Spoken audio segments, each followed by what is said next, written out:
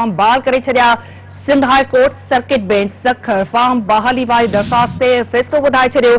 अदालत आगा शुजाउद्दीन दुरानी ऐं आगा मुस्तफ़ा दुरानी जा फार्म बहाल करे छॾिया। बरुकनी बेंच फ़ैसिलो ॿुधाईंदे आरो शिकारपुर तरफ़ां रद्द कयल फार्म बहाल कया। अवां सां अहम ख़बर शेयर कयूं पिया। Sindh high court circuit bench Sukkur speaker Agha Siraj Durrani जे भाउ भाइटे जा फार्म बहाल करे छॾिया। Sindh high court circuit bench Sukkur farm बहाली वारी दरख़्वास्त ते फ़ैसिलो ॿुधाए छॾियो। अदालत आगा शुजाउद्दीन दुरानी ऐं आगा मुस्तफ़ा दुरानी जा फार्म बहाल करे छॾिया।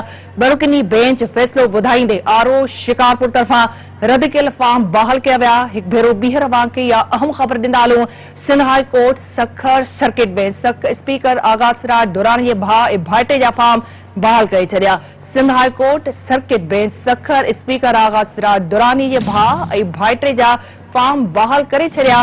Sindh high court circuit bench Sukkur farm बहाली वारी दरख़्वास्त ते फ़ैसिलो ॿुधाए छॾियो। अदालत आगा शुजाउद्दीन दुरानी ऐं आगा मुस्तफ़ा दुरानी जा फार्म बहाल करे छॾिया। बरुकनी बेंच फ़ैसिलो ॿुधाईंदे आरो शिकारपुर तरफ़ां रद्द कयल फार्म बहाल कया। Sindh high court circuit bench Sukkur speaker Agha Siraj Durrani जे भाउ ऐं भाइटे जा फार्म बहाल करे छॾिया। Sindh high court circuit bench Sukkur farm बहाली वारी दरख़्वास्त ते फ़ैसिलो ॿुधाए छॾियो। अदालत आगा शुजाउद्दीन दुरानी ऐं आगा मुस्तफ़ा दुरानी जा फार्म बहाल करे छॾिया। बरुकनी बेंच फ़ैसिलो ॿुधाईंदे आरो शिकारपुर तरफ़ां रद्द कयल फार्म बहाल कया। Sindh high court circuit bench Sukkur speaker Agha Siraj Durrani जे भाउ ऐं भाइटे जा फार्म बहाल करे छॾिया। Sindh high court circuit bench Sukkur farm बहाली वारी दरख़्वास्त ते फ़ैसिलो ॿुधाए छॾियो। अदालत आगा शुजाउद्दीन दुरानी ऐं आगा मुस्तफ़ा दुरानी जा फार्म बहाल करे छॾिया। बरुकनी बेंच फ़ैसिलो ॿुधाईंदे आरो शिकारपुर तरफ़ां रद्द कयल फार्म बहाल कया। वधीक अपडेट्स मालूम करण लाइ असां राब्तो कयो आहे सिंध टीवी न्यूज़ जे रिपोर्टर शफ़ीक महर सां। Shafiq, Sindh high court circuit bench Sukkur speaker Agha Siraj Durrani जे भाउ ऐं भाइटे जा फार्म बहाल कया आहिनि। इन ख़बर जा वधीक कहिड़ा अपडेट्स आहिनि अव्हां वटि?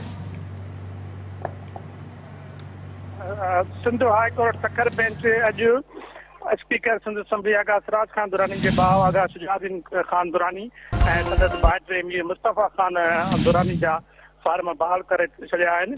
आगा शुजाउद्दीन खान दुरानी वार्ड नंबर 1 ते पीपल्स पार्टी जो उम्मीदवार आहे, जॾहिं त आगा मीर मुस्तफ़ा खान दुरानी वार्ड नंबर 4 ते पीपल्स पार्टी जो मज़बूत उम्मीदवार आहे।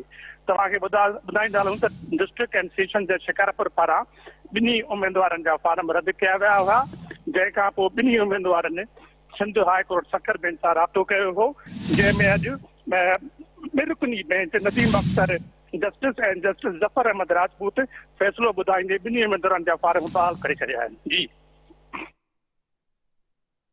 शफ़ीक, अपडेट करण लाइ वॾी महिरबानी अव्हां जी।